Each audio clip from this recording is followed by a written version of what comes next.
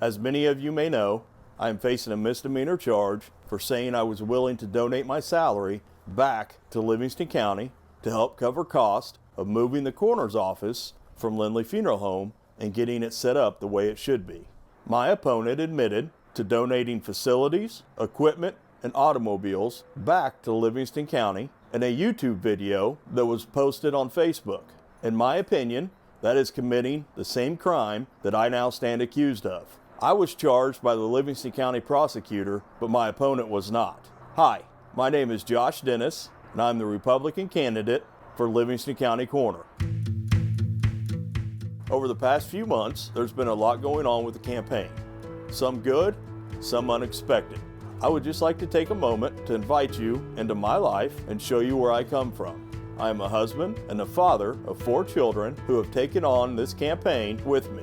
It comes with challenges, and we have all had to put in a lot of time and effort. My children have had to learn what happens when you go against the establishment. They are learning tough lessons and having to rely on strengths that I'm not always happy that they have to go through. But we are strong in our faith, and we will persevere. I want to share with you a little more about why I decided to run for coroner. This is something I've had a desire to do since I was a young boy. The last time I worked at Lindley Funeral Home was in 2016, and it was at that time that I realized that if I really wanted to run for this position, then I could no longer work at the funeral home. I was not comfortable with many of the practices and conflicts of interest with the funeral home being connected with the coroner's position. So when someone asked me about my qualifications, first and foremost, I want people to know I worked with and for the current county coroner for a number of years of my life.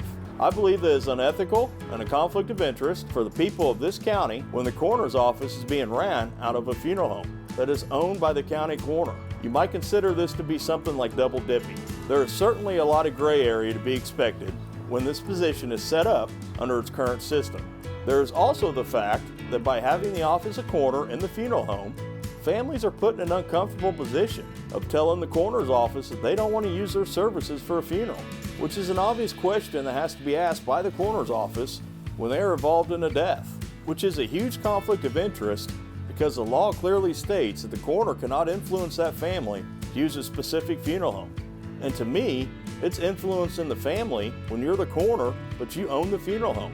I do not see how there is any way that there is not a strong influence on the family when the coroner's office is inside a funeral home. The difficulties of being put into this position and the frustration this causes families during the time when someone is already dealing with overwhelming grief has been shared with me over and over again from many families in our county. This conflict should be eliminated no matter who the coroner is. Another key issue surrounds how narcotics and Schedule II medications are currently handled by the coroner's office.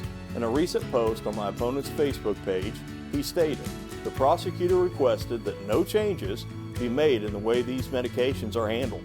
Also, that these methods were approved and are the best for all concerned when responding to anyone in the county and to keep compliant with the standards set forth in House Bill 2046.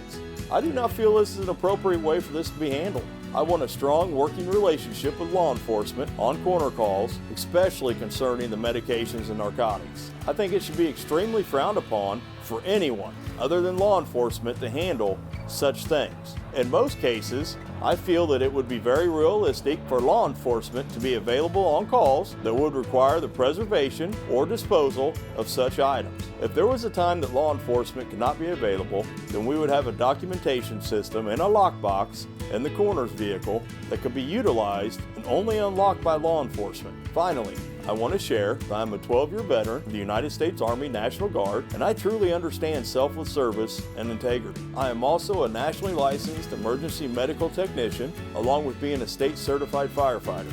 I have had a desire to run for this position for many years. I am fully committed to seek positive change for our county. I'm going to keep moving forward in faith, and I will not allow political prosecutions to drive me from this election. I will not be shaken, and I will continue to fight for the people and bring a medically trained professional with no conflict of interest to the polls.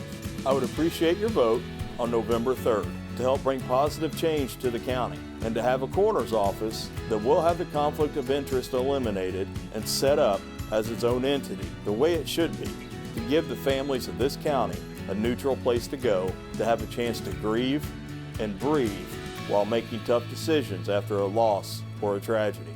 Thank you, and God bless.